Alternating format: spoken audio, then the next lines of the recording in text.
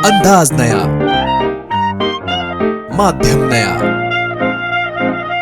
Politics वाला, आओ राजनीति करें। बागेश्वर धाम वाले धीरेंद्र शास्त्री उचक्के, कमलनाथ दया के पात्र और मेरी चुनौती अगर स्वीकार के जीत गए तो सर मंडवा लूंगा। नमस्कार, पॉलिटिक्स वाला पीएम टाइम में एक बार फिर आपका स्वागत है। सबसे बड़ा मुद्दा आज का यही है कि कांग्रेस के वरिष्ठ नेता, पूर्व मंत्री और विधायक मुकेश नायक ने बागेश्वर धाम के धीरेंद्र शास्त्री को खुली चुनौती दी है। चुनौती ही नहीं दी है, बागेश्वर धाम के ज्ञान सम्मान पर भी सवाल उठाया है। मुकेश नायक ने ये कहा है कि बागेश्वर धाम को बुंदेलखंडी में उचक्का कहा जाता है। उन्हें किसी भी तरह के सनातन का कोई ज्ञान नहीं है। वे छोटी मोटी विद्या से पर्ची निकालकर लोगों का मनोरंजन करते हैं।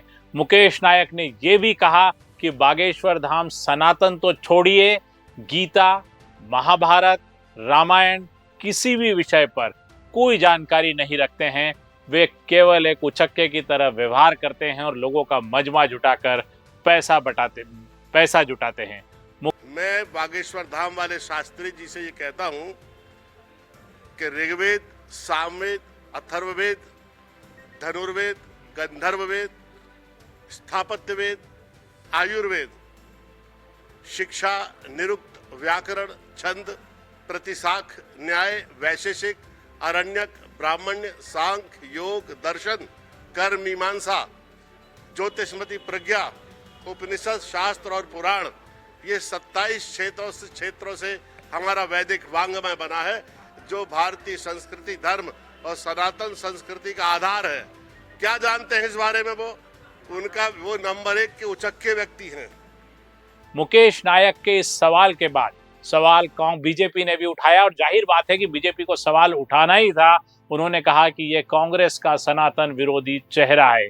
सवाल इसलिए भी उठाना जरूरी था कि 2 दिन बाद प्रधानमंत्री नरेंद्र मोदी बागेश्वर धाम आ रहे हैं धीरेंद्र शास्त्री के द्वारा बनाए जा रहे कैंसर अस्पताल के लोकार्पण समारोह में। कैंसर अस्पताल के भूमि पूजन के लिए उसकी आधारशिला रखने प्रधानमंत्री आ रहे हैं और ऐसे में कांग्रेस नेता मुकेश नायक का ये बयान निश्चित तौर पर भाजपा के लिए एक बड़ा बचाव का सेंटर खड़ा होगा और देखना होगा कि धीरेंद्र शास्त्री इस पर क्या जवाब देते हैं।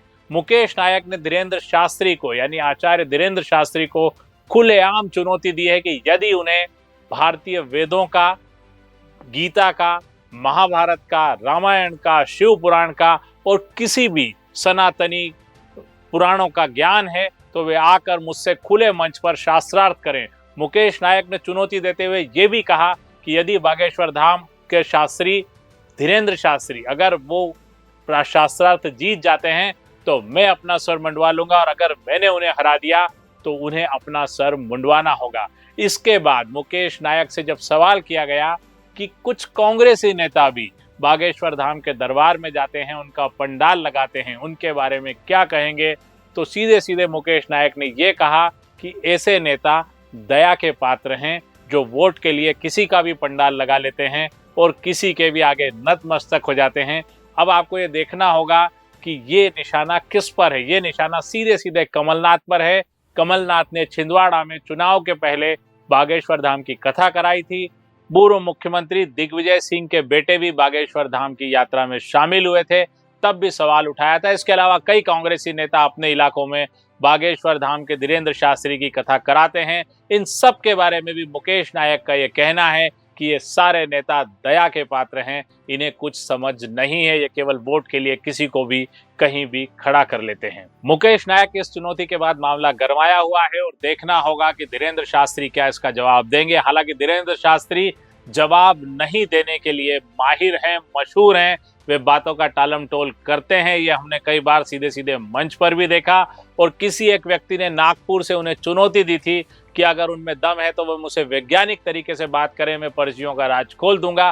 लेकिन धीरेंद्र शास्त्री उस व्यक्ति से शास्त्रार्थ के लिए, मुकाबले के लिए तैयार नहीं हुए। ऐसे में मुकेश नायक के साथ वो कैसे तैयार होंगे? मुकेश नायक ने यहाँ एक और बात कही है कि मैं राजनीति में जरूर हूं लेकिन पूर्ण रूप से आध्यात्मिक व्यक्ति हूं। यहाँ यह भी जान लेना होगा कि मुकेश नायक किस तरह से आध्यात्मिक व्यक्ति हैं। दरअसल मुकेश नायक मंत्री रहने के बाद महर्षि महेश की पार्टी में अजय भारत पार्टी के अध्यक्ष रहे, मध्य प्रदेश में उसका संचालन किया कांग्रेस छोड़कर, लेकिन इसके बाद वे लगातार कई सालों तक भागवत पाठ करते रहे। इन दिनों भी वे सार्वजनिक मंचों पर भागवत का पाठ करते हैं और इसी आधार पर वे धीरेन्द्र शास्त्री को चैलेंज करते हैं कि उनसे ज्यादा जानकारी भागवत और दूसरे ग्रंथों और पुराणों की मुझे है।